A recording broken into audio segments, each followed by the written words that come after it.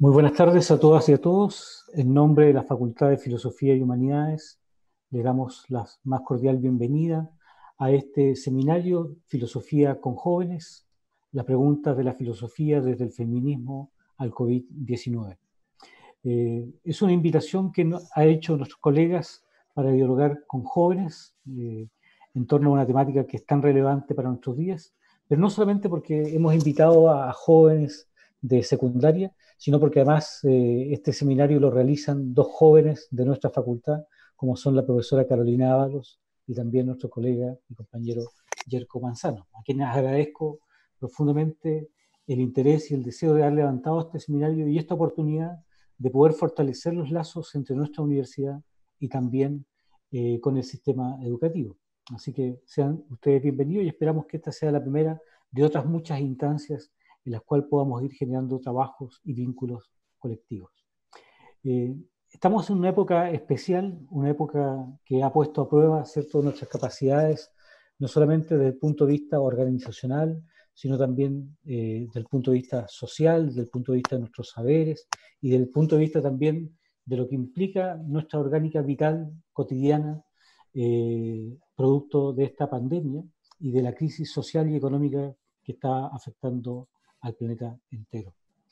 Y en este contexto tan desafiante para todas y todos, hemos visto cómo también el conocimiento ha adquirido una cierta preponderancia frente a otros saberes, ¿no? Hoy día, más que nunca, estamos centrados principalmente en las preocupaciones en torno a lo que es el desarrollo de la tecnología, la posibilidad de tener una vacuna para poder salir de este camino oscuro y sin salida en el que a veces nos encontramos. Sin embargo, no estamos nosotros confiados de que la filosofía no es algo secundario en este contexto, sino es algo que también tiene una relevancia fundamental y que creo que es importante también resaltar en esta discusión. Porque la filosofía, para aquellos que la cultivamos, sabemos que toca lo esencial del ser humano, en tanto que fortifica el desarrollo del pensamiento crítico, reflexivo, analítico, y nos entrega también una visión ética y una orientación moral para ser capaces no solamente de conducirnos mejor desde el punto de vista individual, sino también para ir fundando y fortaleciendo aquello que llamamos comunidad. La filosofía guarda en sus anales una tradición antiquísima que nos puede servir también para revisar no solamente el contexto que estamos viviendo, sino probablemente futuros desafíos que tendremos como sociedad. Y es también una actividad que es capaz de convocar a otros saberes en torno a ella. La filosofía tiene un carácter poliédrico, un carácter multidisciplinar, donde se fomenta el diálogo y el vínculo con las artes, la religión, la biología, la tecnología, entre otros. Dicho esto, me gustaría dar la palabra a mis colegas Yerko Manzano, quien nos va a introducir justamente en este seminario y nos va a posibilitar también entender un poco cómo va a ser la lógica de trabajo en esta sesión y las sesiones futuras. Me resta solamente volver a agradecerles infinitamente a mis colegas Carolina y Yerko por esta iniciativa y también invitarlos a ustedes a seguir las distintas actividades que realizamos al interior de nuestra facultad. Así que sean ustedes cordialmente bienvenidos y esperamos en un tiempo no muy lejano abrirles también el espacio físico de nuestra universidad para recibirlos. Que disfruten de este seminario. Muchas gracias, Mauricio. Muchachos, muchachas, yo no podría estar más feliz de darles la bienvenida a este ciclo de talleres que la Facultad de Filosofía y Humanidades de la Universidad Austral de Chile está organizando.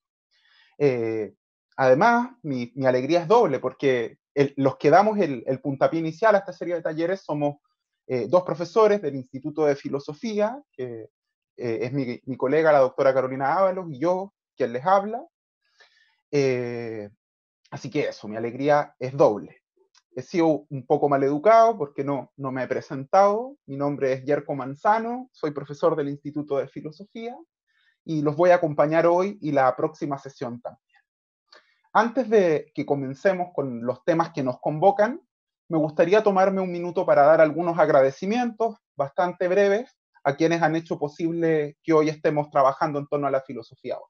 En primer lugar, quisiera agradecer a todo el equipo de la Comisión de Vinculación con el Medio de la Facultad de Filosofía y Humanidades, pero muy especialmente a mi colega Cari Noces, quien es realmente la creadora de esta idea, y también, por supuesto, a Carolina Angulo, a Carla Mancilla por su compromiso en esto, al doctor Marcelo Arancibia por liderar este proceso, y en general a todos mis colegas que de una u otra forma han sido parte de esto, como Margarita, Yerko, Fernando, Yasna y Claudia.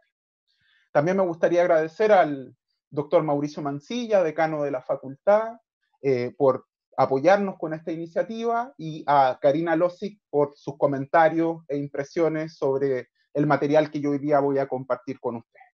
Por último, me gustaría agradecer también a quienes se han sumado por Zoom y también a quienes nos están acompañando a través de YouTube.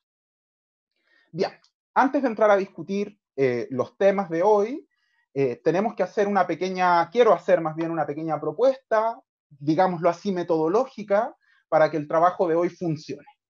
Yo creo que estaría bien que ustedes me dieran a mí 30 o 35 minutos para hablar de algunas cosas relacionadas con la filosofía, cosas bastante generales en todo caso, y que después dediquemos otros 25 o 30 minutos a una discusión, un debate, a compartir ideas, impresiones, etc. De esa forma, creo que podemos manejar mejor el trabajo, porque para nosotros es una inmensa alegría que tanta gente se haya interesado en este seminario, pero al mismo tiempo, porque somos tantos, es difícil que tengamos un diálogo fluido durante mi exposición, pero si ustedes tienen por ahí alguna pregunta bien particular, estilo, ¿puede repetir eso? ¿No se entendió? ¿Se pegó? Por favor, levanten la mano, y Carolina yo sé que les va a dar la palabra, pero tratemos de los comentarios y las reflexiones dejarlas para la segunda mitad de la exposición, ¿ya? De igual manera les rogamos, por favor, que cuando otra persona esté hablando mantengamos los micrófonos apagados. Dicho eso, comencemos. Bien, como esta es la primera sesión del taller, me gustaría empezar con un tema bastante general, y es básicamente plantear una pregunta que se ha planteado ya innumerables veces. ¿Qué es la filosofía? ¿No? ¿De qué se trata la filosofía? Podría ser otra forma. ¿Qué hacen esas personas que se llaman filósofos y filósofas? O incluso quizás sería una mejor pregunta todavía, ¿por qué filosofar? ¿No? Como se acostumbra en filosofía, les aseguro que la respuesta los va a decepcionar un poco, porque no hay algo así como una respuesta de lo que la filosofía es o de lo que los filósofos hacen, sino que más bien hay hartas tentativas de respuesta o distintos puntos de vista sobre en lo que consistiría esta tarea. Entonces lo que quiero hacer es comentar algunas de esas posibilidades de lo que la filosofía es, y que después abramos un debate. Así que bueno, comencemos con qué es filosofía.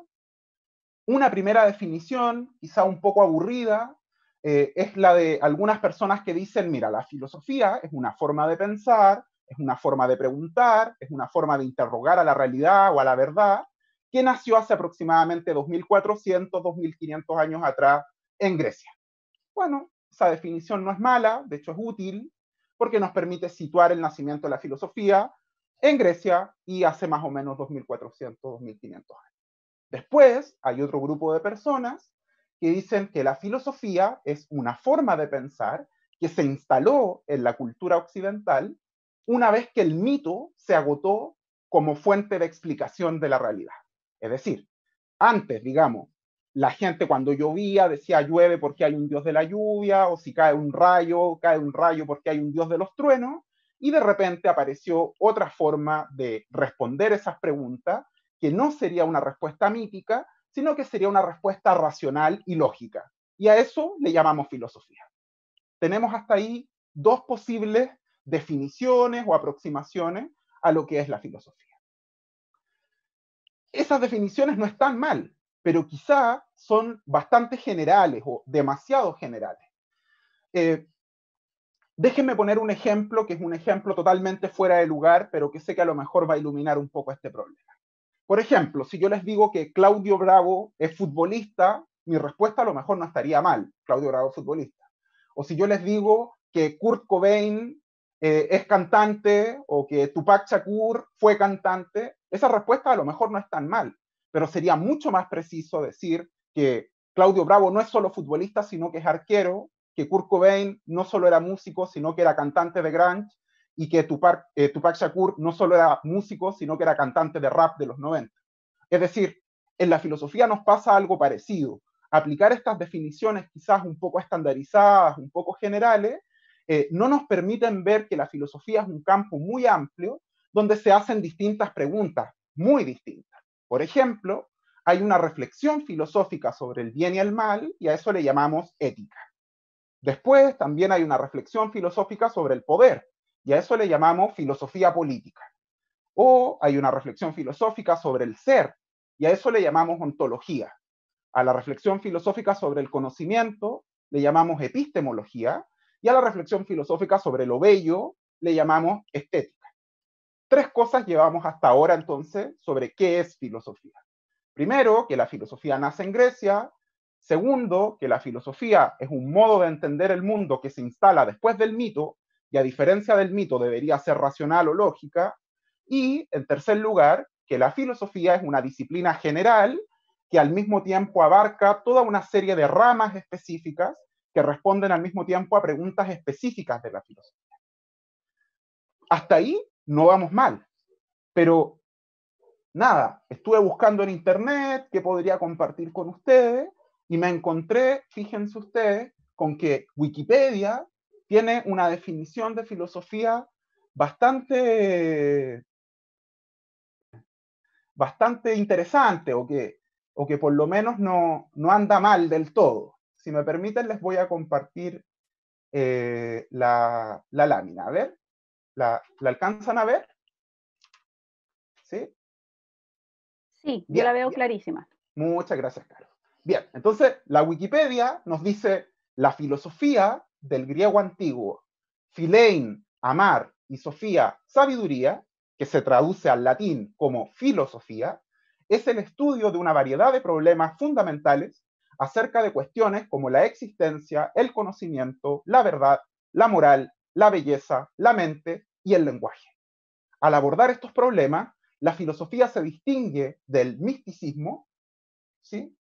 Del esoterismo y la mitología y la religión por su énfasis en argumentos racionales sobre los argumentos de autoridad, y de la ciencia, porque generalmente realiza sus investigaciones de una manera no empírica, sea mediante análisis conceptual, los experimentos mentales, la especulación u otros métodos a priori, aunque sin desconocer la importancia de los datos empíricos.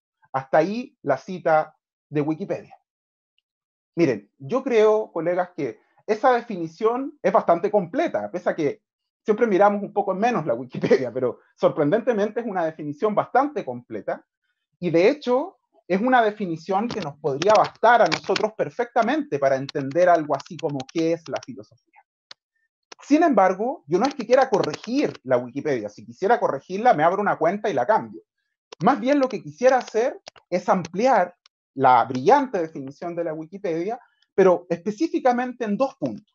Primero, en el análisis etimológico, es decir, del origen de la palabra, donde nos dice que es amor por la sabiduría.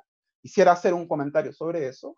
Y, por otro lado, quisiera hacer un comentario en el que me parece uno de los elementos más interesantes de esta definición, que es que la filosofía pondría énfasis en los argumentos racionales sobre los argumentos de autoridad.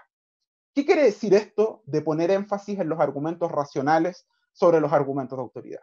Bueno, que la filosofía sería una forma de oponernos quizá a esas típicas tienes que hacerlo porque soy tu mamá, tenés que cortarte el pelo porque el colegio así lo manda, tienes que hacer esto o tienes que hacer aquello simplemente por la obligación de que así tiene que ser. Es decir, frente a los argumentos que basan su poder solo en el ejercicio de la autoridad, la filosofía sería una respuesta, sería una forma de encarar críticamente ese ejercicio del poder, ¿no? Pero bueno, para ir de manera un poco más ordenada, vamos a empezar por el principio, y quisiera empezar retomando este problema de la definición etimológica, del origen de la palabra filosofía, donde ya sabemos, como nos enseñó la Wikipedia, que es philein, amar, de ahí familia, filiación, ¿verdad? Es la misma raíz etimológica, y sofía, que es sabiduría. O sea, la filosofía es amor por la sabiduría.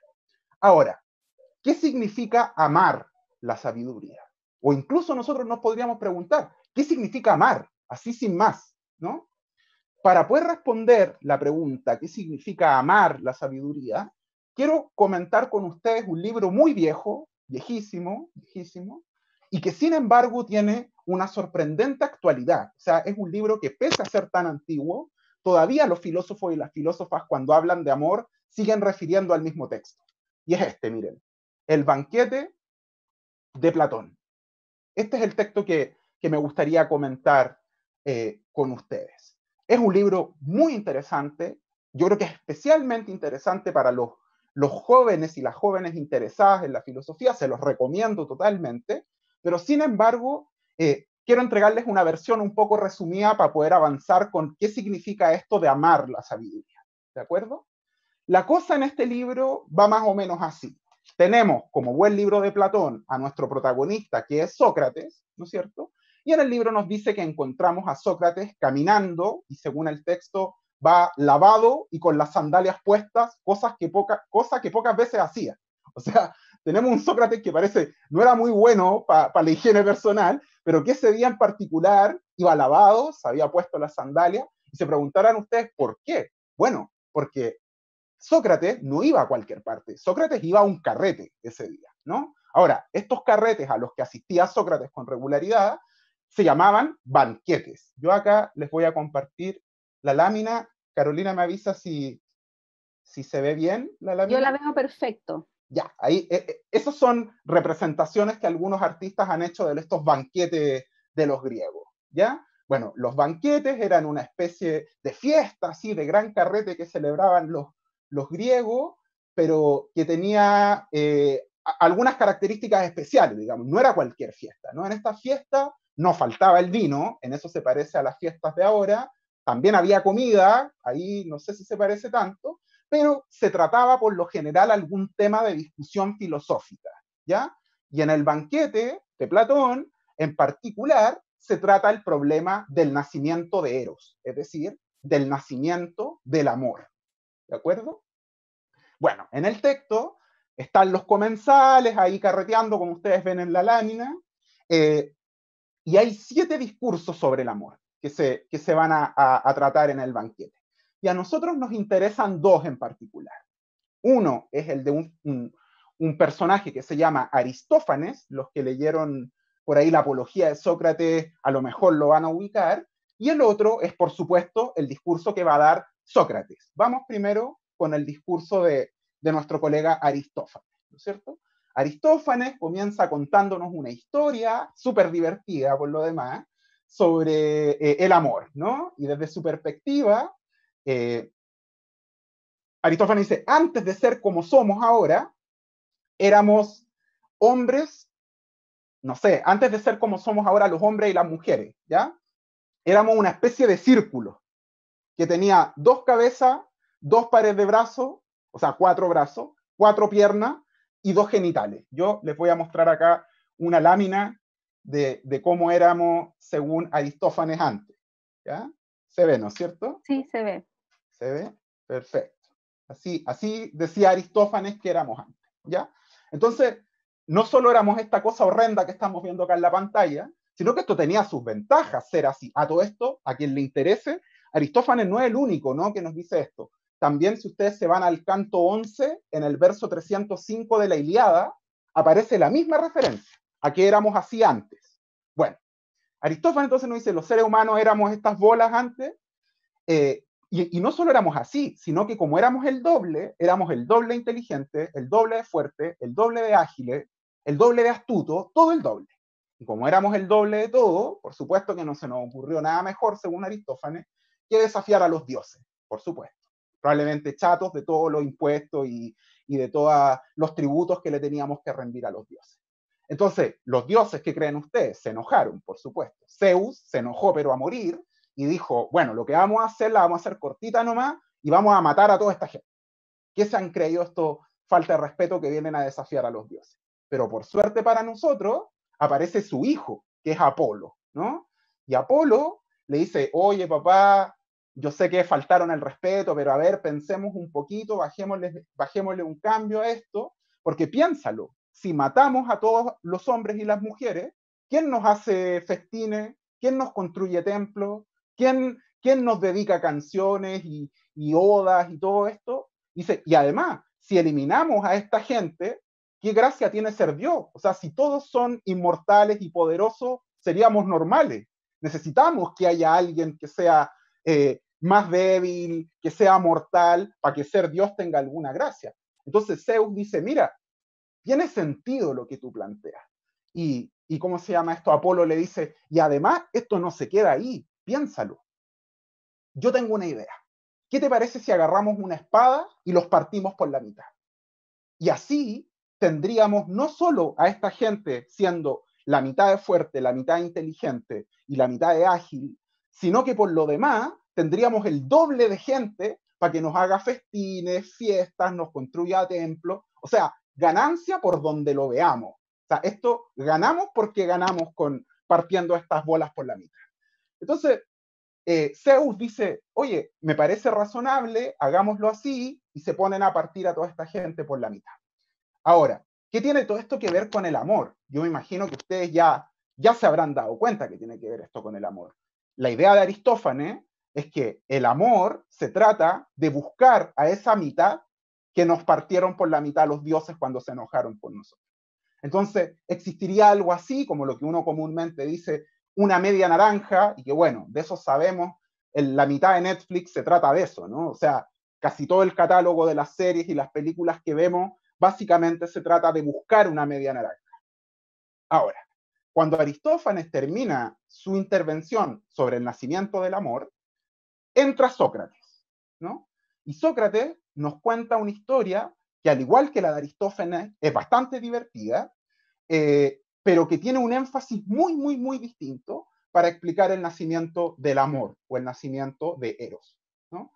Acá hay un detalle sobre la intervención de Sócrates que podría parecer por ahí un poco una nota de color, pero que a mí me parece muy importante para introducir lo que después va a trabajar Carolina con las mujeres en la filosofía.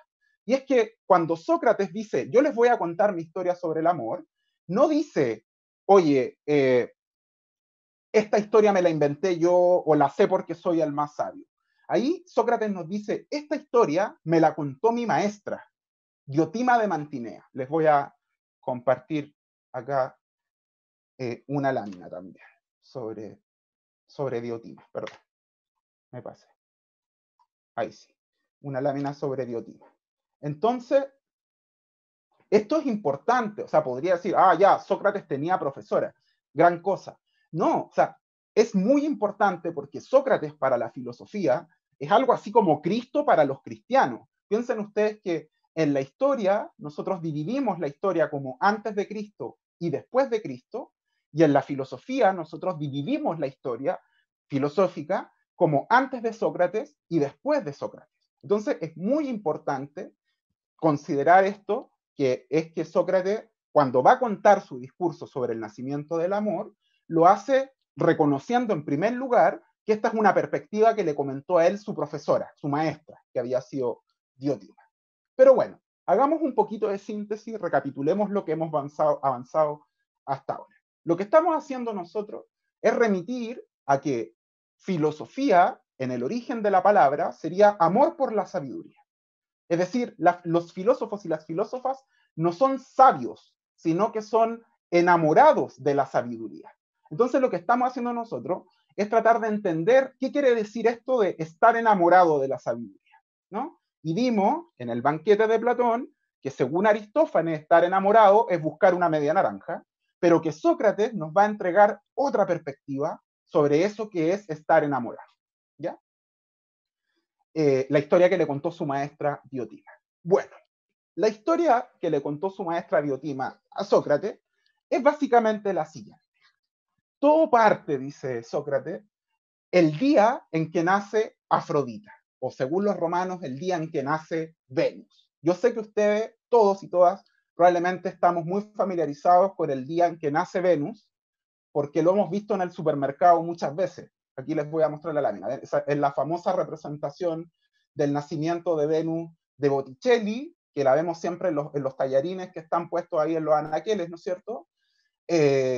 Y bueno, de eso es lo que nos habla Sócrates en el banquete, del día en que nace Venus, del día en que nace Afrodita. Entonces, Sócrates nos dice, el día que nace Afrodita los dioses estaban, pero felices, o sea, más que felices, lo siguiente de felices. Porque imagínense ustedes, o sea, la que están haciendo es la diosa de la belleza, la diosa de la sensualidad, del erotismo. O sea, no es que estén haciendo Hestia, que con todo respeto para Hestia, que es esta diosa que está acá, Hestia es la diosa del orden doméstico, o sea, es la diosa de haz tu cama todos los días. En cambio, cuando nace Afrodita, es como nació la belleza, nació el erotismo, o sea, los dioses del Olimpo estaban, pero más que de fiesta, o sea, tenían un motivo para celebrar que era impresionante. Entonces, se arman un carrete, ya no como los banquetes que son humanos, sino que un carrete nivel dios, de puros dioses, y están armando así un tremendo festín, y bueno, como ustedes se lo pueden imaginar, al poco andar ya estaban todos los dioses intoxicados y borrados en el piso después de todo el alcohol que consumieron. Y ahí es donde pasa algo muy interesante. Entonces, tenemos la fiesta, están celebrando el nacimiento de Afrodita, la belleza, y están todos los dioses carreteando y están intoxicados en el piso. Todo esto desde el punto de vista de Sócrates, que a su vez esta historia se la contó su maestra Diotima. Entonces, aparece en escena este personaje, que es Penía. Y Penía es la personificación de la pobreza en el mundo griego. No es una diosa, es la personificación, ¿no?, de la pobreza. Y tenía un grupo de amigas bastante triste, que era Aporía, que era la dificultad, Amaquenía, que era el desamparo, y Toquenía, que era la mendicidad. Entonces, la pobreza, la dificultad, el desamparo y la mendicidad eran un grupo de amigas, digamos, que personificaban todo esto. Ese día, el día de la fiesta, Penía va sola, va sin sus amigas. Y básicamente la decisión que toma Penía es decir, mira, los dioses están haciendo tremendo carrete, me imagino que algo irá a quedar, o sea, irá a quedar un poco de trago o de comida, así que aprovechando que están todos curados, voy a ir a ver si logro agarrar algo. Esa era la lógica de Penía. Entonces, Penía se va moviendo por ahí, por todos los cuerpos que están intoxicados en el piso, y de repente ve a Poros. Poros es el dios de las oportunidades. Y Penía dice, quizá esa es mi oportunidad. Y aprovechando que Poros está intoxicado, así bien borracho, nada, se acuesta al lado de Poros, ¿no es cierto? Yacen juntos, tienen sexo, díganlo ustedes como quieran, y de ese encuentro entre este curado Poros y Penía viendo que cae, nace o da a luz Penía a Eros, que es el dios del amor. Y esa es la historia que nos cuenta Sócrates sobre cómo nace el amor. Conclusiones sobre cómo nace el amor entonces. Primero, Eros, que es el dios del amor, nace el mismo día, o lo conciben, mejor dicho, el mismo día en que nace Afrodita. Eso quiere decir que el amor, por lo general, ama lo bello. Segundo, Eros es hijo, por un lado, de la pobreza y la miseria, y por lo tanto, el amor siempre es la búsqueda de algo que uno no tiene. Es decir, el amor tiene algo un poco mendigante, por decirlo así. O seguro, siempre queremos algo que nos falta. Por otro lado, pese a que el amor es siempre algo, queremos algo que no tenemos, algo que nos falta, porque Eros es hijo de Penía, por otro lado, el amor es inmortal, porque es hijo de un dios, y de un dios inmortal. Entonces, pese a que siempre queremos algo que no tenemos, siempre deseamos algo que no tenemos, desear, siempre deseamos. Eso es lo interesante. O sea, por un lado es algo que no tenemos, pero por otro lado es siempre querer algo. En síntesis, para ponerlo más claro todavía, amamos lo que no tenemos, ¿sí? Porque Eros es hijo de Penía, y por otro lado, nunca dejamos de querer cosas que no tenemos, ¿no? El amor, entonces, está constantemente abierto, no es algo que se termine. Siempre estamos queriendo más cosas. Esa idea de amor, así como la plantea Sócrates en el banquete, más adelante es entendido como deseo, ¿no? Para los psicoanalistas y para hartos teóricos y cosas, esa forma de entender el amor va a ser llamada deseo. Y la lógica es la misma. Deseamos lo que no tenemos y nunca dejamos de desear. De hecho, si ustedes lo piensan, así es como funciona el capitalismo, ¿no? O sea, el capitalismo funciona porque deseamos cosas que no tenemos y nunca dejamos de desear. O sea, por poner un ejemplo absurdo, uno podría decir, el celular que tengo anda bien, es un buen celular, cumple sus funciones. Y sin embargo, para que la industria de los celulares exista, uno tiene que querer otro celular. Uno que tenga cámara increíble, pantalla increíble y una batería que dure mucho más. O sea, siempre necesitamos un celular nuevo. Si no tenemos celular nuevo, la industria de los celulares no funciona. El amor, el deseo, desde esta óptica, tiene esa estructura. Siempre queremos lo que no tenemos, pero nunca dejamos de querer, ¿verdad? Lo mismo pone, por ejemplo, Zizek, un famoso filósofo actual, pasa cuando uno toma Coca-Cola, ¿no? Uno toma Coca-Cola porque tiene sed, pero uno sabe que mientras más Coca-Cola toma, más sed tiene. El deseo funciona así. Deseo la Coca-Cola porque tengo sed, pero mientras más Coca-Cola tomo, más sed sigo teniendo. Ahora, esa idea de amor es la que yo pienso está en la base de la idea de que la filosofía es amor por la sabiduría. Es decir, amor por la sabiduría en la filosofía se trata en primer lugar de amar algo que no se tiene. El filósofo y la filósofa ama el conocimiento, ama la sabiduría, justamente porque carece de él. Y mientras más aprende, más sigue deseando aprender cosas nuevas. O sea, la relación del filósofo o la filósofa con el conocimiento en términos de amor es el mismo tipo de relación que tiene uno con la Coca-Cola y la sed. No es que uno pare en un momento y diga, ya aprendí lo suficiente, ahora no quiero aprender más. La relación del filósofo o la filósofa con la sabiduría es una relación de esa naturaleza, ¿no? O sea, uno ama mendigamente, uno le mendiga amor, o sea, uno le mendiga desde el amor al conocimiento cuando se ocupa de la filosofía. Uno ama justamente ese conocimiento porque no lo tiene. Y una vez que uno lo tiene, se da cuenta que en realidad hay mucho más que uno quisiera tener en términos de conocimiento.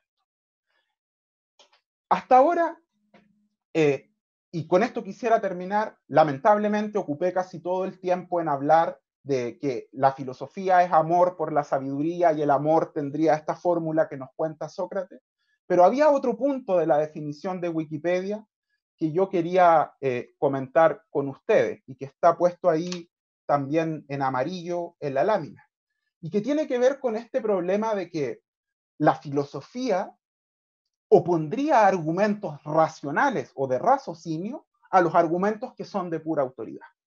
Y ese punto para mí es absolutamente importante, porque la filosofía que a mí me interesa o la que yo trato de practicar es una filosofía que justamente se trata de eso, ¿no? Es decir, es una filosofía que nos sirve para argumentarle, ¿no es cierto?, a los ejercicios arbitrarios del poder.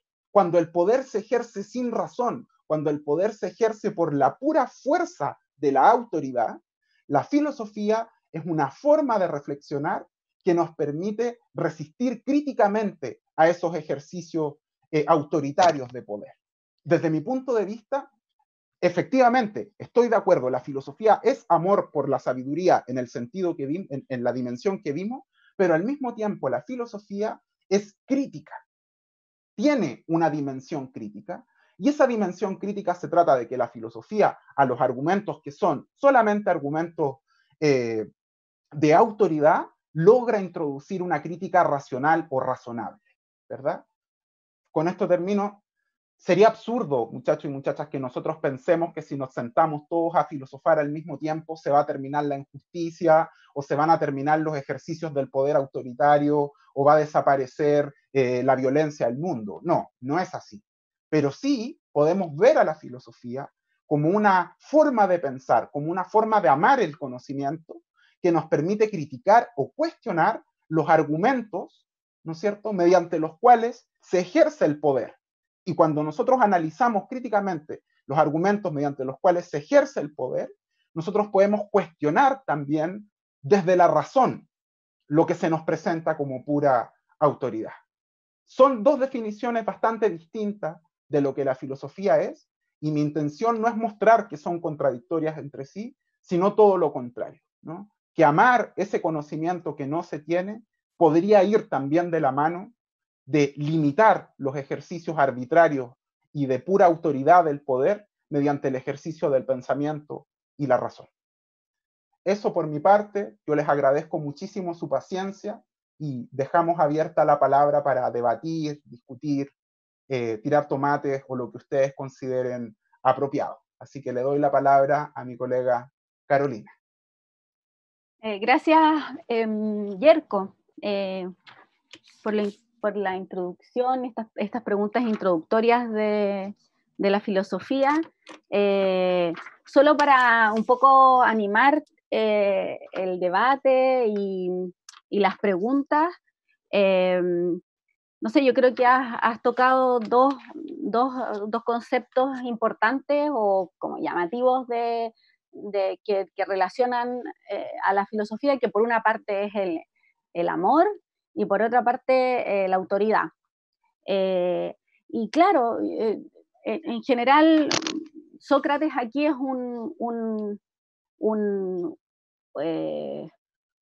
una figura súper interesante porque quizás desde la figura de Sócrates también podemos unir estos dos elementos, o sea, el amor y la autoridad, o el amor y la rebeldía, o rebelarse ante la autoridad.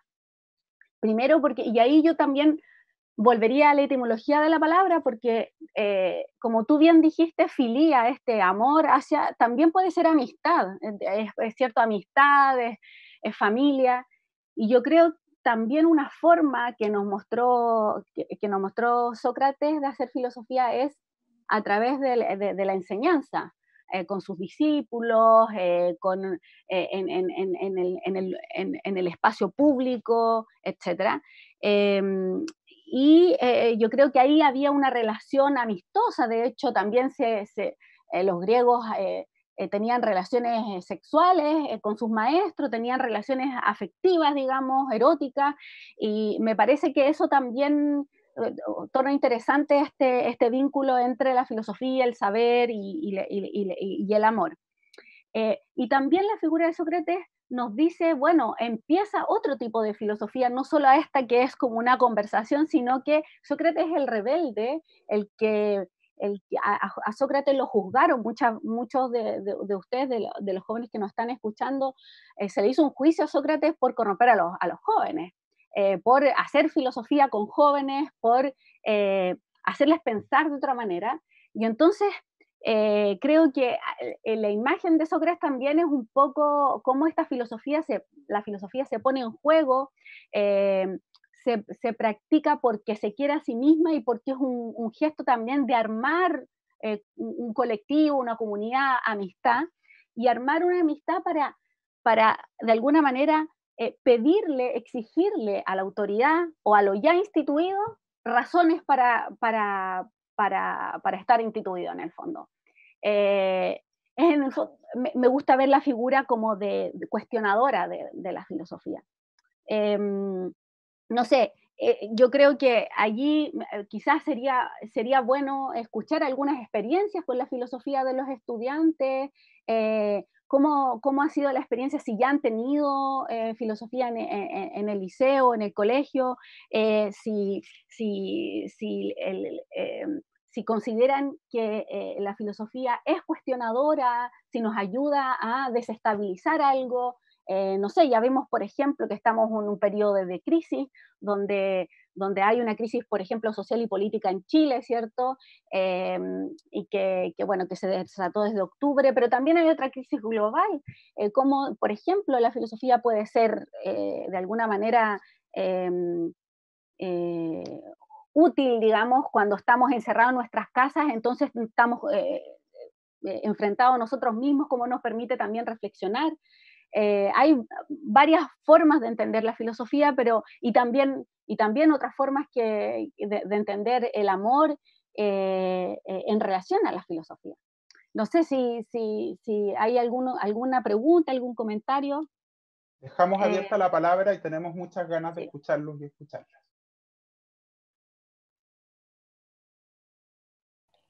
Hola, ¿se escucha? Sí, Sí, hola sí. Sofía. Hola. Bueno, me voy a presentar igual un poco por educación. Soy Sofía Mora, soy de Puerto Aysén y mi profesora me, me entregó el link y todo para poder entrar acá. Bueno, Fantástico, bienvenida. con lo que decía usted, Cecilia, ¿sí?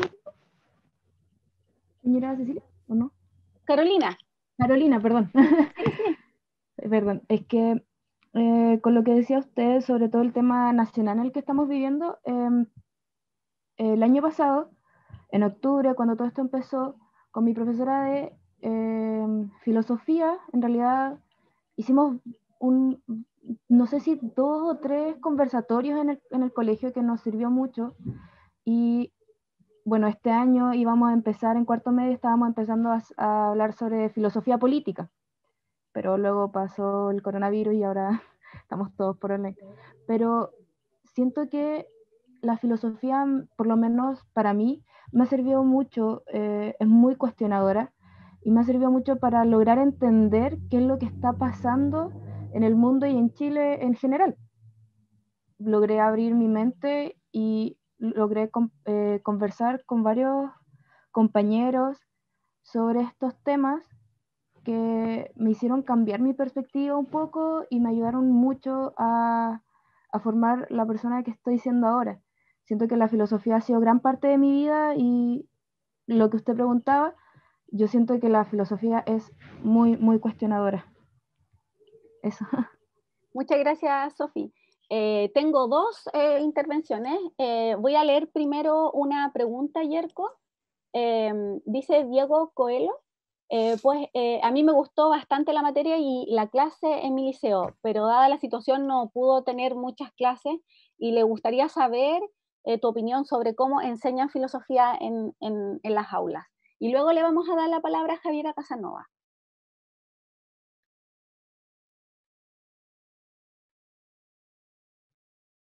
Me alegro mucho de escuchar a Sofía con su comentario recién. Yo comparto su punto de vista. Yo creo que la filosofía, siempre lo he dicho así, o sea, debe tener un valor en sí mismo el conocimiento, el pensar y el amar el conocimiento. O sea, no creo que la filosofía, lo primero que tenemos que pensar de ella es que sea una herramienta, que sea un instrumento, que sea un martillo o un serrucho.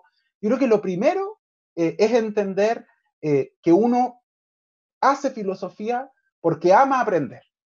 Yo empezaría por ahí, pero después está esta otra dimensión, que es donde podemos ver una filosofía como crítica, como cuestionadora, y que es lo segundo que yo traté también de ilustrar y que Carolina también puso mucho énfasis, y creo que lo bonito sería quizá que podamos conjugar las dos y que puedan coexistir. O sea, yo el comentario de Sofía voy por la misma senda. Y luego la pregunta que nos hace Diego, me parece una pregunta sumamente interesante. ¿Cómo enseñan filosofía hoy? ¿Cómo son las clases? Bueno, en principio me costaría responder porque yo hace bastantes años que no tengo clases de filosofía en el colegio. Entonces, solo yo le podría responder a usted, Diego, de oídas, de lo que sé de mis colegas que hacen clases en los colegios, o haciendo un poquito de memoria de lo que uno aprendió. Y lamentablemente yo no le puedo dar una respuesta demasiado estandarizada, porque por ahí usted tiene buena suerte y se topa con un profesor o una profesora de filosofía fantástica, que le cambia la vida, lo invita a hacerse las preguntas correctas, y a lo mejor le toca todo lo contrario, un profesor o una profesora que le recita de memoria una serie de cosas que usted se tiene que aprender, y termina frustrado y medio traumatizado con la filosofía. Entonces, creo que depende mucho también de la suerte que tenemos o no tenemos. Ahora, por otro lado, y respondiendo quizá a lo más institucional, a mí me parece, Diego, y me hago cargo de lo que pienso, que la filosofía está poco representada en la escuela. Por ejemplo, supongamos que a Diego le interesa la filosofía y que quisiera seguir una carrera en torno a la filosofía para el resto de su vida. yo le aseguro que Diego va a tener menos filosofía que matemática en el colegio, o que va a tener menos filosofía que biología en el colegio, independiente de que Diego el día de mañana no quiera ser biólogo o no quiera ser matemático. Se tiene que someter nomás a esa disciplina. Y claro, es un poco frustrante, pero ahora, chiquillos y chiquillas, yo tendría que animarlos para que no salgamos deprimidos de esta situación y asegurarles que no hay filósofo o filósofa en el mundo que haya escrito lo que escribió o pensado lo que pensó solo a través de lo que sus profesores le enseñaron. Es decir, la filosofía se trata de amar esa curiosidad, de amar ese conocimiento, y si usted, Diego, se entusiasma con estos problemas y se termina por enamorar de la filosofía, yo le aseguro que da lo mismo el profesor que usted tenga o la profesora que usted tenga, porque el camino lo va a recorrer igual. Va a llegar por un lado o por el otro. Ahora, contar con una buena guía al principio, por supuesto que nos aliviana el camino muchísimo. Eso le diría. Javiera. Bueno, primero que todo, hola. Me quiero presentar, soy Javiera Casanova, soy de Valdivia, y igual respondiendo como un poco a la duda que tenía Diego, yo voy en cuarto medio en un colegio que igual es como un poco especial. Para empezar, por ejemplo, nunca me han hecho pruebas en filosofía. Filosofía siempre ha sido como algo más como de cuestionarnos todo, nos cuestionamos desde todo, incluso las preguntas que le hacemos al profesor nos hace cuestionar las mismas preguntas en base a lo que nosotros creemos, y creo que eso me ha ayudado mucho, esa fue la base que me dio como para empezar a desarrollar un pensamiento más crítico de las cosas, de la sociedad, porque no es lo típico de la mayoría de los colegios, que es apréndete esto y ponlo en la prueba, y si está bien las respuestas te sacan un 7. No, acá es como empezar un desarrollo que igual es difícil porque tienes que llegar como más allá de lo que tú sabes, es harta lectura, es harto entendimiento, es colaborar igual con los compañeros, escuchar las otras opiniones, lo que opina y cree el profesor, porque él tampoco dice siempre su opinión, obviamente, como para guiarnos a nosotros más a lo que nosotros también creemos. Entonces, en esta parte creo que a la filosofía en el colegio, sobre todo en la media, creo que se le debería dar un poco más de peso, porque no falta el compañero que dice, pero ¿para qué tenemos filosofía si no nos sirve de nada? Claro, quizás a esa persona no le sirve de nada porque no lo está aplicando de una buena forma en su vida, porque si lo aplicara de la forma correcta, le daría muchas respuestas en el día al día, porque no es como, o quizás sí es como la matemática, que tú la puedes usar día a día, pero la filosofía es como algo más interior, algo mucho más como, es más denso, no es algo como una materia liviana, digamos, porque es algo que tú vas trabajando y vas desarrollando como a lo largo de los años. Eso quería compartir. Muchas gracias, Javiera. Benjamín F. ¿Benjamín? Ah, aquí está. No, que me dejó una... dice, yo no tuve filosofía en el colegio, tuve contacto con la filosofía por libros que compré y me he dado cuenta que en el colegio el sistema educacional nos preparan más que para ser un pensante, sino alguien que encaje como un engranaje en la sociedad. O al menos así siento. Siendo robots, y siempre me cuestioné el hecho que siempre nos tuviéramos que preparar en matemáticas cuando alguien quería saber algo, nada que ver con matemáticas o biología. O sea, son comentarios, Yerko, que no sé si tú quieres ir respondiendo o sigo leyendo porque aquí... Ah, no. Mejor. También creo que Francisco Sánchez había levantado la mano. Sí, es que tengo a alguien más. Tengo a JRMIG, que no sé quién es. ¿Aló, se escucha? Sí, te escuchamos. Primero que nada, perdón por el apodo, que no sé usar mucho Zoom, entonces yo puse la cuenta, entendí que era el correo, entonces es como que quedó el correo cortado y... ¿Cuál es tu nombre? ¿Cómo te llamamos eso?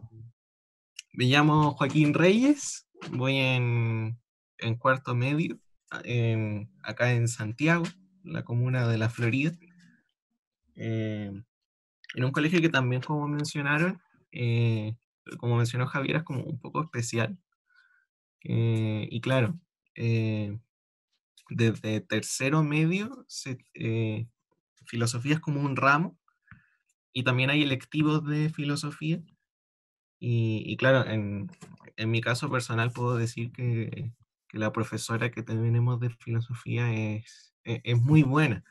Y como volviendo un poco a esta idea que mencionaron de la filosofía como esta posición crítica ante un argumento de autoridad, como poder responder a un no hazlo porque sí.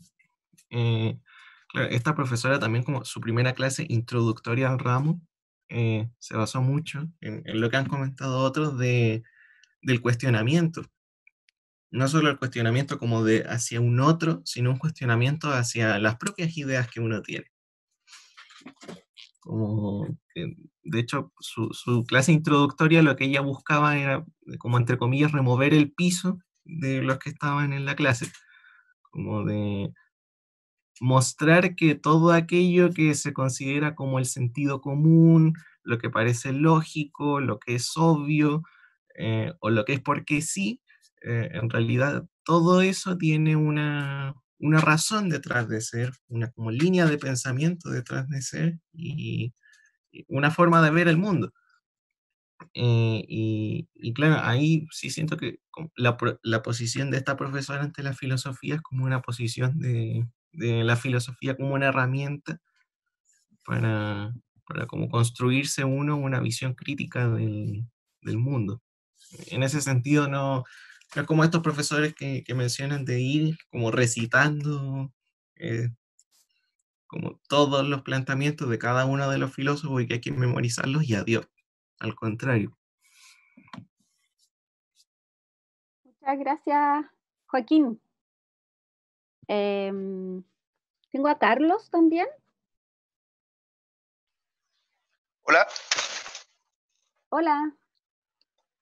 Hola, Carlos.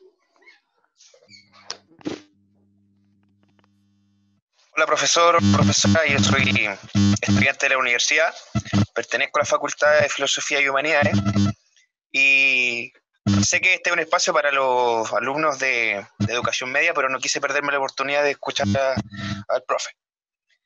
Por lo que respecta a mí, la pregunta tiene que ver con la filosofía desde la perspectiva de un niño, ya que esta pregunta me salió por una lectura que tuve de Jasper Carl, o Carl Jasper.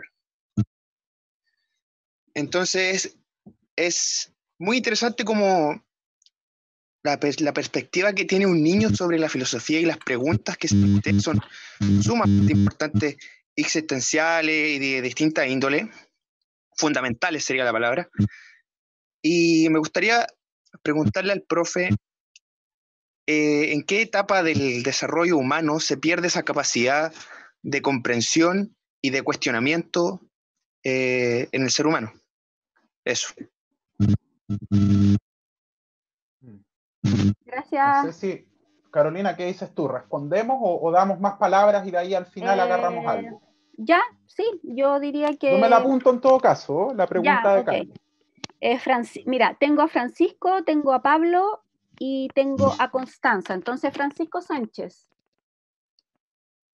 Bueno, permiso, me presento. Soy Francisco Sánchez de Coyhaique.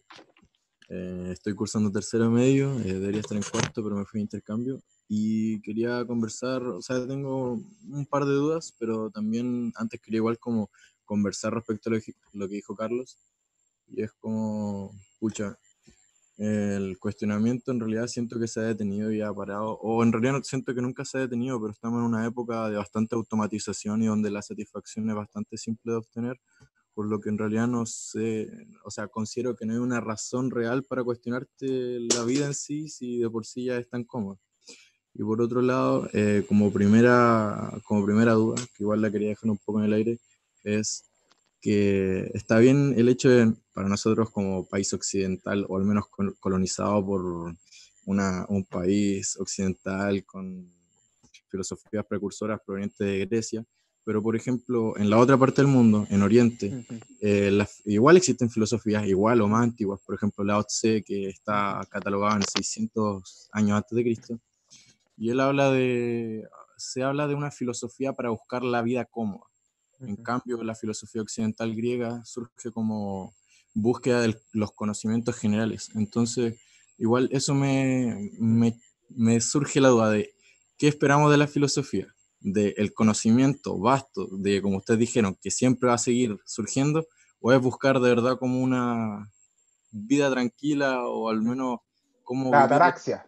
lo que hacían, claro, la ataraxia, lo que hacían los estoicos, o sea, los epicúreos, pero como que ahora la filosofía siento que se está centrando demasiado en la búsqueda del conocimiento y a veces casi inaplicada. Carolina, ¿puedo hacerme cargo de estas dos intervenciones Sí, antes de claro. que continuemos? Sí. Súper interesante, tanto... Constanza viene después, ¿ya? Ya, tanto el comentario de Carlos como el de Francisco. Creo que al de Francisco puedo responder mucho mejor que al de Carlos, porque Carlos ahí me saca de mi terreno y más quizás nos invita a la psicología, a las neurociencias o Piaget, las teorías del desarrollo cognitivo. Yo sé que hay gente que ha pensado muy seriamente y con mucha rigurosidad científica sobre todos estos asuntos, pero no sé, o sea, por jugar a decir algo, porque de verdad, Carlos, lo siento, no tengo una buena respuesta para ti ahora mismo. Claro, los niños se hacen muchas preguntas y se hacen preguntas que de lo ingenuas que son, logran tocar temas demasiado tangenciales y demasiado importantes que uno tiende a olvidar. O sea, no nos olvidemos que tanto para Aristóteles como para Platón, la madre de todo conocimiento es el asombro. Y yo le diría quizás, Carlos, que no es que perdamos la capacidad de hacernos preguntas, lo que perdemos es la capacidad de asombrarnos a lo largo que vamos creciendo. Y probablemente ir perdiendo la capacidad de asombrarnos es lo que nos hace ir volviéndonos quizás cada vez menos, tener una actitud cada vez menos filosófica, porque en el fondo el conocimiento que ya tengo siempre es más cómodo que el que no tengo. En el fondo, y creo que esa es una forma de renunciar progresivamente en nuestra vida a sorprendernos con las cosas. O sea, es lo típico, ¿no? Como alguien te cuenta algo y tú lo primero que pensáis es como, ya, pues, pero igual a mí me pasó lo mismo, o a mí igual me pasó algo parecido, o a mí igual me pasó algo peor, o algo mejor, o algo más increíble. Es decir, como que perdemos la capacidad de asombrarnos, ¿no? Y quizá yo no le sabría responder, Carlos, si perdemos o no una inquietud esencial que tendrían los niños de ser más filósofos y todo, porque yo lo dudaría, porque no nos olvidemos que la filosofía, así como la estamos describiendo ahora, parece la cosa más bonita del mundo y la cosa más entretenida que hay, y van a desinstalar todas las redes sociales y se van a poner a leer libros de filosofía. Pero lo cierto es que cuando agarramos los libros de filosofía, están llenos de conceptos, términos raros, discusiones complicadas. ¿Me sigue, Carlos? Entonces, lo que quiero decir es que para un niño no es nada fácil hacerse cargo de un pensamiento tan abstracto. Yo no creo que los niños, por el lado de su capacidad de abstraer ideas, sean muy filósofos, pero sí creo que son bien filósofos en la capacidad que tienen de asombrarse por las cosas. O sea, eso creo que es algo que uno debería mantener, pero la filosofía, acá la estamos idealizando un mundo, pero no nos olvidemos que cuando uno lee los libros, están llenos de palabras raras, ideas complicadas, etc. Bueno, para responder un poco el punto que toca Francisco, que me parece del todo importante, del todo esencial, ahí tenemos que entrarle a una discusión que es complicada, que es, ¿hay filosofía oriental o no hay filosofía oriental? Y hay dos perspectivas, hay dos puntos de vista que a mí se me ocurren, o sea, y que yo no estoy seguro de lo que pienso al respecto, pero sé que hay dos puntos de vista. ¿Qué me pasa a mí con decir que los orientales hacen filosofía? Me parece que es ponerle una categoría de Occidente y de Grecia a todas las ideas inteligentes que tienen las personas en otros lugares del mundo. Y eso los antropólogos y las antropólogas lo llaman etnocentrismo, que es pensar a los demás solo con las ideas de mi propio horizonte cultural. Es decir, Si alguien en la China tiene una buena idea, filósofo. Si una machi en un mundo mapuche es capaz de curar una enfermedad, doctora. Si alguien es capaz de enseñar algo en Papúa Nueva Guinea, profesor. O sea, y si alguien en algún lugar que no es de Occidente dice algo inteligente o piensa algo profundo, filósofo, filósofa. Es decir, es agarrar las categorías que nosotros tenemos en Occidente y simplemente imponérselas a las otras culturas. Cuando uno dice que la filosofía nace en Grecia, es porque cuando hablamos de filosofía, estamos hablando de un término griego. Y yo no digo con esto que los chinos o que en Guinea o que en América Latina no hayan tenido ideas inteligentes ni ideas profundas. O sea, ¿cómo voy a pensar eso? Sería absurdo. Por supuesto, en China, en Papúa Nueva Guinea, en el sur de Chile precolombino y en el norte del continente precolombino y donde usted quiera. Yo le aseguro, Francisco, que hubo ideas muy inteligentes. Ahora, decir que son filosofía es algo de lo que yo no estoy seguro. Porque filosofía, en términos estrictos, alude a una forma súper occidental de pensar. Y yo no creo que cada vez que alguien tiene una idea inteligente en todo el mundo, esa persona sea filósofa. Me parece que, por ejemplo, decirle doctora a una machi es no respetar que hay sabiduría en las machis y pensar que solo los que curan son los doctores. Entonces, por ejemplo, mi mamá, cuando a mí me dolía la guatita, yo estaba enfermo y era chico, y me decía, te voy a hacer una agüita de menta, yo tengo que pensar que solo los médicos son capaces de curar. Yo creo que no. Yo creo que hay sabidurías, hay conocimientos y hay pensamientos profundos, no solo en Occidente. Y cuando uno piensa que a lo mejor no es filosofía la oriental, no lo hace por decir que no son inteligentes los orientales, sino por el contrario, por reconocer que la sabiduría de Oriente puede ser distinta a la sabiduría de Occidente. Ese es un camino, esa es una forma de pensar el problema. Ahora hay otro, porque por eso este debate es interesante y es complicado, que es pensar, ¿ustedes creen que a los griegos se les ocurrió todo esto de la nada? O sea, no.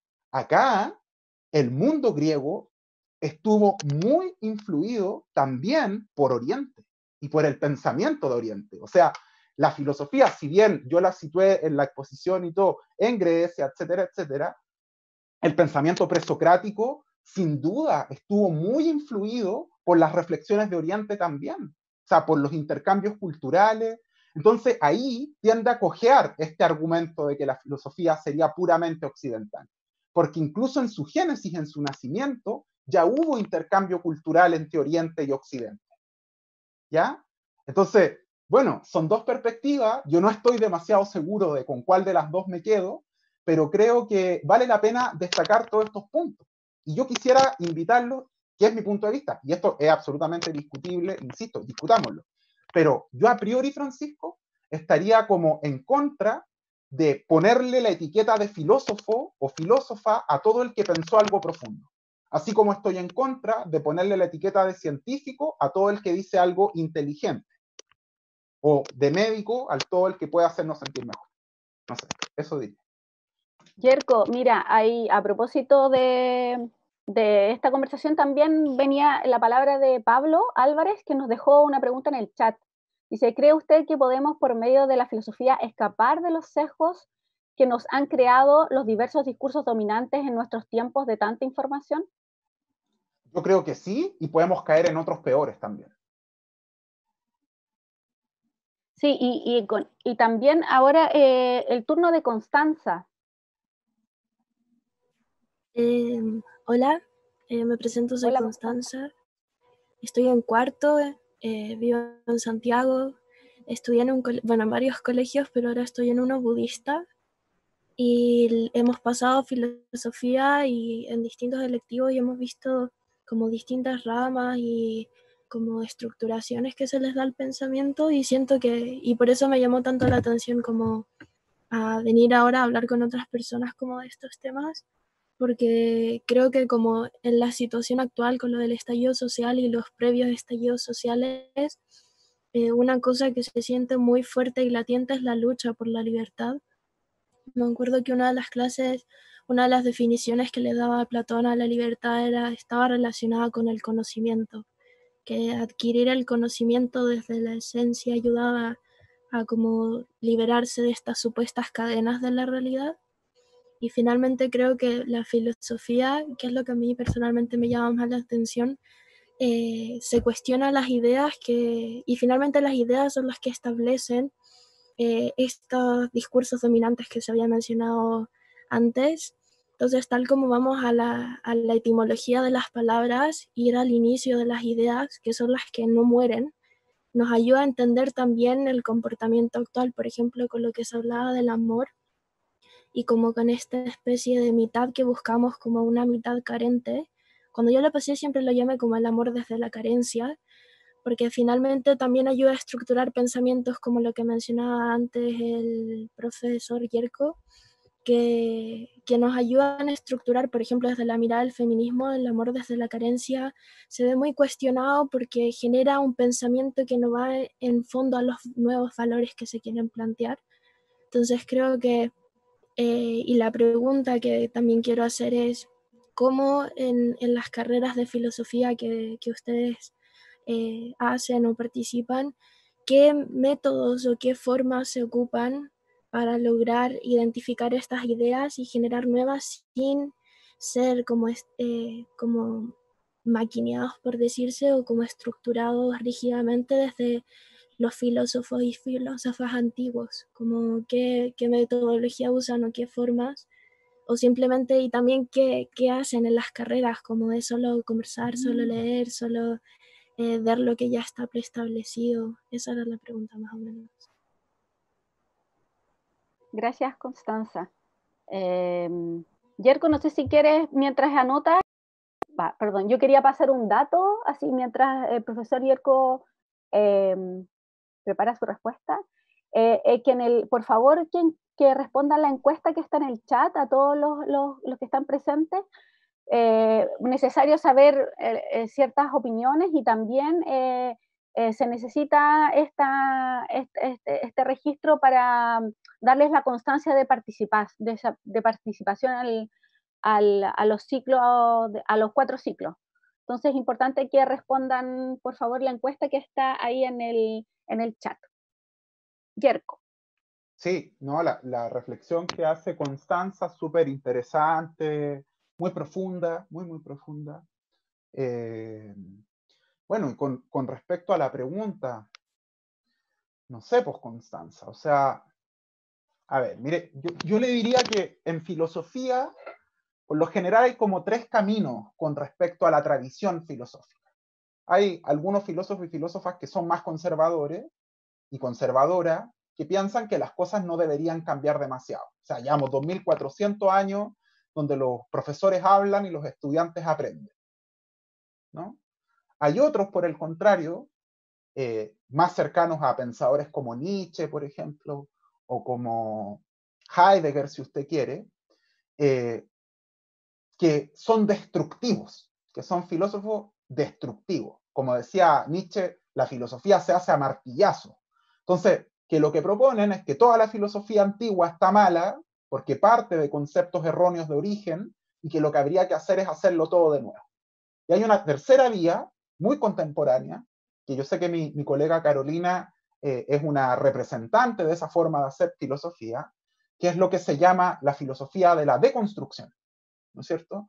Donde a partir de unos trabajos de un filósofo francés que se llama Jacques Derrida, nace la idea no de destruir, ni de aceptar sin más la tradición, sino de volver a leer el pasado de formas que no lo hemos sabido leer hasta el momento. Y a partir de ahí, ver cómo podemos hacer emerger cosas nuevas. O sea, no es una filosofía destructiva a martillazos, hay que echarlo todo por tierra, sino que es una filosofía que nos invita a leer la filosofía, la historia de la filosofía, la enseñanza de la filosofía, como no ha sido leída antes, ¿ya? Yo quizá, sin ser derridiano como mi colega, me interesa quizás esa forma de enseñar la filosofía, Constanza. Yo creo que no podemos omitir la tradición.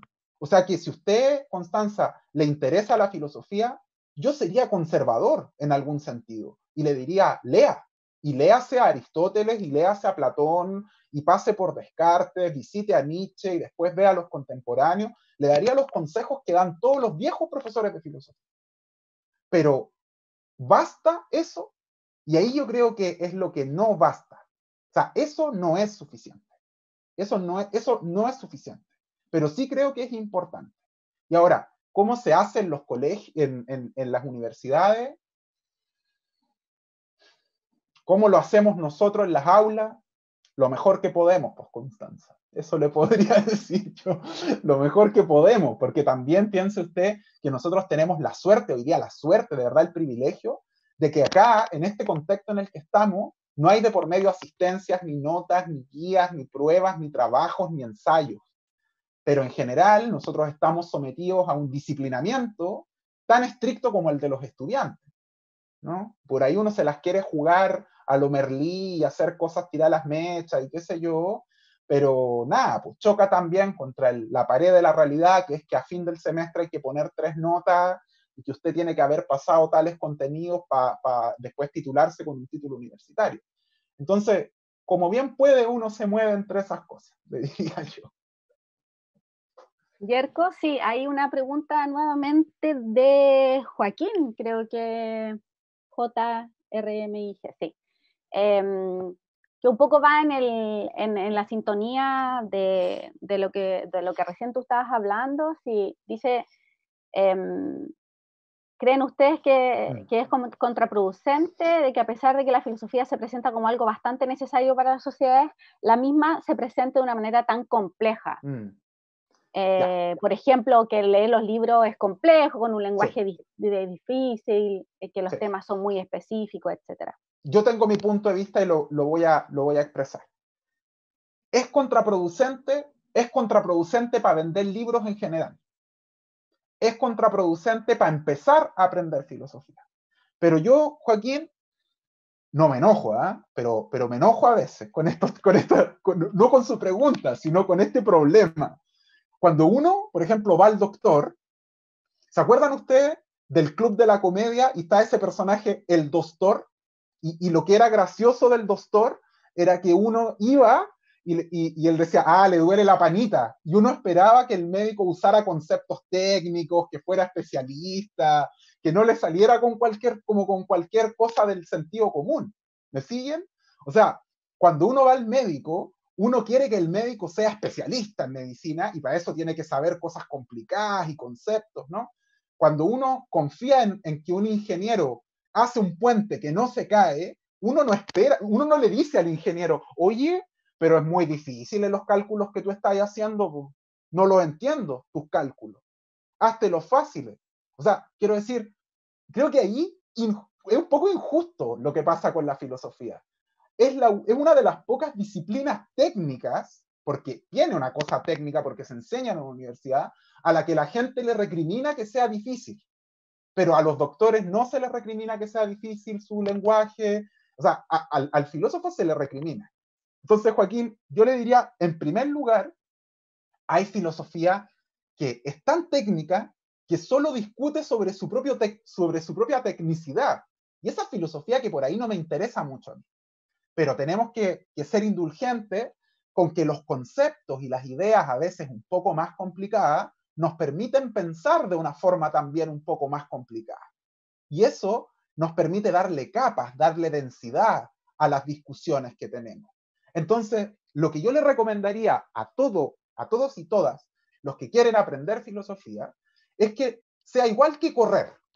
Quiero decir, nadie, o sea, dice, ya, este año voy a correr 10 kilómetros, voy a ir a un 10K, uno dice, no sé. Y sale el primer día y a los 5 minutos ya está sin aire, todo transpirado, se quiere morir. Porque uno no puede correr 10 kilómetros de un día para otro. Pero usted corre un poquito y después corre otro poquito y después corre otro poquito. Y si es insistente, lo hace 3 veces a la semana, le pone dedicación y perseverancia. Yo le aseguro que en 3 meses está corriendo mucho más de lo que hizo la primera vez. Y yo creo que con la filosofía pasa algo parecido también. Nuestros primeros libros, nuestras primeras aproximaciones nos cuestan, son desafiantes, no las entendemos, nos frustran. Pero a medida que vamos exponiéndonos a ese lenguaje, que es otro lenguaje, lo vamos entendiendo y después le aseguro que nada, o sea, es como correr o es como hacer cualquier cosa difícil. para el que no está entrenado.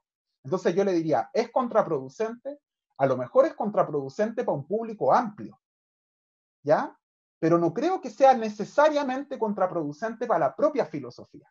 Ahora, puede llegar a serlo también, cuando la filosofía se trata en el fondo de discutir si un término es más apropiado que otro, sin duda empezamos a entrar en un terreno medio estéril de la filosofía. Pero a priori, lo que me pasa es que creo que a la filosofía se le exige algo que a las demás cosas especializadas no se le exigen, que es ser fácil. Sí, creo que me queda alguien. Sí, Manuel dice que está de acuerdo con el profe. La concepción de la filosofía en Oriente quizás cuesta más asimilarla porque en su mayoría va ligada a lo religioso y viceversa. Yo creo que ya pasé, ya leí. Ah, de Teresa, eso estaba. Dice Teresa Maldonado que en lo personal considero que la filosofía es muy cuestionadora y esto es un aspecto bastante positivo porque nos lleva a ver las cosas desde otra perspectiva. Nos lleva a preguntarnos miles de cosas a las que tal vez podamos dar una respuesta o no, y eso provoca poder expandir el tan preciado saber. Eso es. Eso. Sí, yo creo que no sé, mira, yo me voy a tomar así como una licencia porque no estoy acostumbrada a estar callada, lo siento, simplemente así, pero muy, muy poquito respecto bueno, a lo que se ha hablado y respecto a la infancia. Yo creo que efectivamente, como dice Yerko, hay como filosofía de los especialistas, sí, que aquellos que nos dedicamos a la filosofía, pero el problema ha sido que han habido muchos filósofos especialistas que se han olvidado en compartir ese saber, que se han olvidado de que este saber uno lo tiene en primer lugar, para la sociedad, para los pares, para los estudiantes, y que hay que hacer el ejercicio de compartirlo, de conversarlo. Bueno, y esto también es lo que nos ha motivado a nosotros, con Yerko, a estar, digamos, en este escenario. ¿Y de qué se olvidan? Se han olvidado los filósofos han dejado de lado al infante, al niño, a esa dimensión de infancia que todos tenemos, que yo creo que es lo que nos da ser curiosos, asombrarnos, ¿cierto? Asombrarnos con lo nuevo, con lo llamativo de los problemas, etc. Y eso no es que dejemos de serlo, sino que hay ciertos poderes, instituciones que nos aniquilan. Por ejemplo, hoy día que estén todos ustedes acá es un juego porque nadie los ha obligado, están libremente acá y estamos todos conversando de filosofía, que a veces no es lo mismo, no todas las veces, porque yo he tenido la experiencia de estar en el colegio y también sentirme libre en una clase de filosofía, a pesar de que estamos en un colegio, pero estamos de alguna manera desafiando lo establecido cuando nos juntamos a pensar filosóficamente, estamos desafiando la institución, estamos desafiando nuestra zona de confort, como alguien decía en el chat. La filosofía nos saca de nuestra zona de confort. Y lo que pasa con la tradición filosófica, con los libros, con los nombres, con los autores, yo llamaría, por lo menos en una primera etapa, cuando no somos especialistas, cuando estamos tomando la filosofía para transformar el mundo, es apropiarse de la filosofía, como los niños. Los niños agarran estos bloques, estos, ¿cómo se llama? Legos, o unos palitos, o un lápiz y un papel, y van creando con los materiales que tienen. Yo creo que crear cosas nuevas, que es como de construir y creando cosas nuevas, pensamiento nuevo también es muy infantil, es decir, ideas nuevas con otro, conversar, dialogar, eso también hace que estemos en instantes filosóficos que a lo mejor no necesariamente están apegados a una tradición filosófica, a una orientación filosófica, pero sí a un momento filosófico que es transformador, que es enriquecedor, que es liberador, emancipador. Yo creo que eso por ahora me parece que es una alternativa que es interesante de ver. Ya, yo creo que nos vamos con las últimas preguntas. Sí, yo creo que estamos ya pasados de la hora, pero a mí me escribió Renata hace un rato en el chat y yo no lo había visto, diciendo que no sabe levantar la mano, pero que quiere participar. Yo le daría la palabra a Renata, perdón. Sí, para cerrar le damos la autoridad. Sí, sí. Renata, es que no sale en Hola. el chat. No sé si se me escucha. Sí, Renata, se escucha. Ya. Bueno, me presento, soy Renata, de la ciudad de Osorno. Yo me enteré de la actividad por mi profesor de filosofía. Y nada, comentar respecto a la actividad, mi propia experiencia de parte de la filosofía me ha ayudado no solamente en el ramo de la filosofía, sino en otras áreas donde, si bien es cierto, yo tenía puntos blandos, eh, he podido desarrollar un pensamiento mucho más crítico respecto a lo que sería la revuelta social, como me lo ha enseñado mi profesor, y también lo hemos visto no solamente desde el área filosófica común, sino desde el área filosófica política. El año pasado nosotros pasamos filosofía unida con la psicología, con conductismo, etcétera. Entonces, nada, ha sido un gran aporte. Y una pregunta que tenía, ¿qué otras interrogantes o preguntas esenciales de la filosofía se podrían plantear, aparte de qué es la filosofía o de dónde nacen los conocimientos? Sí, sí. O sea, muchísimas, Renata. Muchas gracias por su intervención, su pregunta. No sé, hay una vieja discusión, digamos, sobre dos preguntas de la filosofía que disputan por saber cuál es la primera, ¿no? La primera es la que se pregunta ¿por qué hay algo y no más bien nada? O sea, siendo posible que no haya nada, sin embargo hay algo. Esa es como una clásica pregunta ontológica de la filosofía. Y la otra, que es muy clásica, es esa de ¿quién es el que pregunta? O sea, el filósofo, ¿quién es el que se hace la pregunta? Entonces, pelean ahí los filósofos entre cuál sería primero.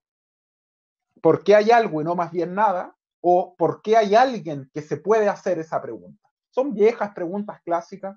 Hay una sí, Renata, que a mí me gusta por sobre todo, y creo que es especialmente interesante para los jóvenes, que es preguntarse, como lo hicieron ya los griegos, y nos seguimos haciendo, y hoy día el feminismo ha vuelto a poner esta pregunta en el centro de muchas cuestiones, que es la pregunta por la identidad.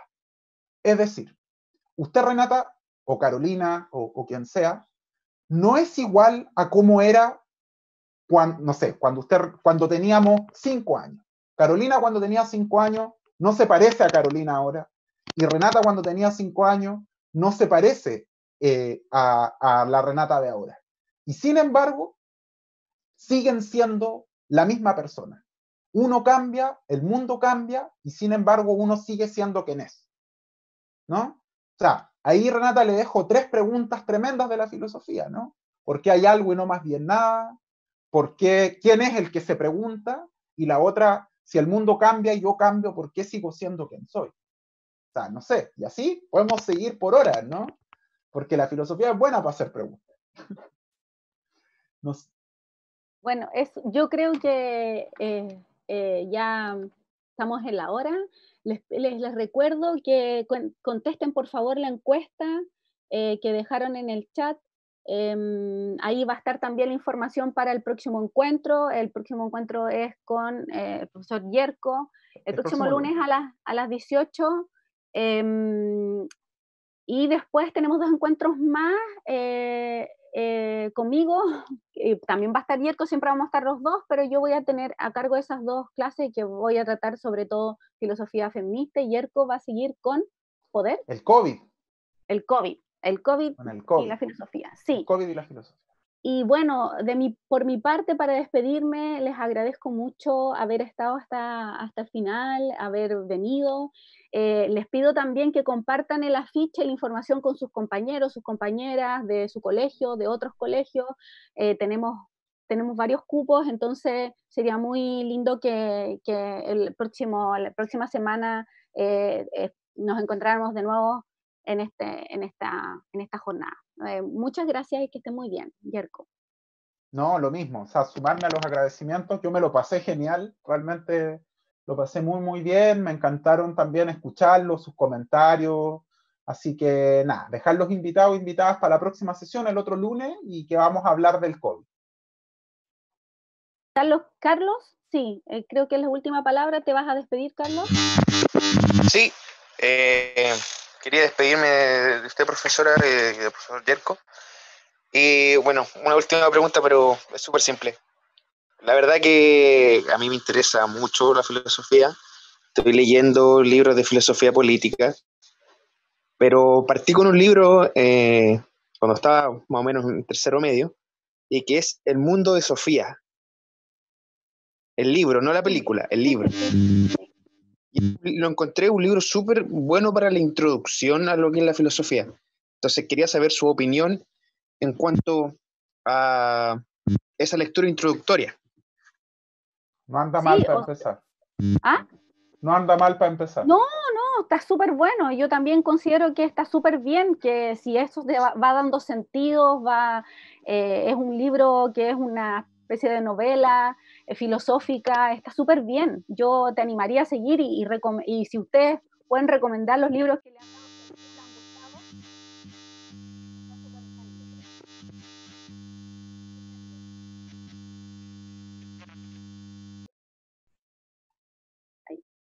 bueno, eso, nos Marcelo, estamos... Carla.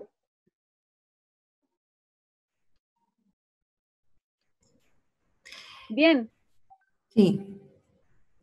Bueno, no, yo por mi parte agradecer a quienes se interesaron en este taller, a quienes participaron.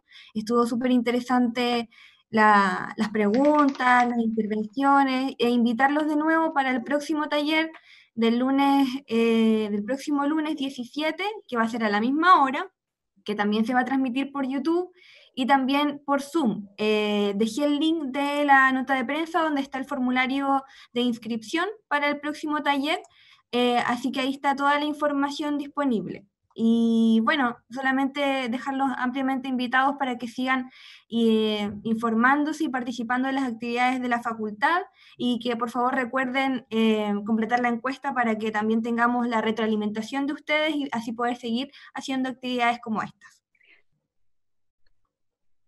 Creo que no hay nadie más para hacer preguntas. No.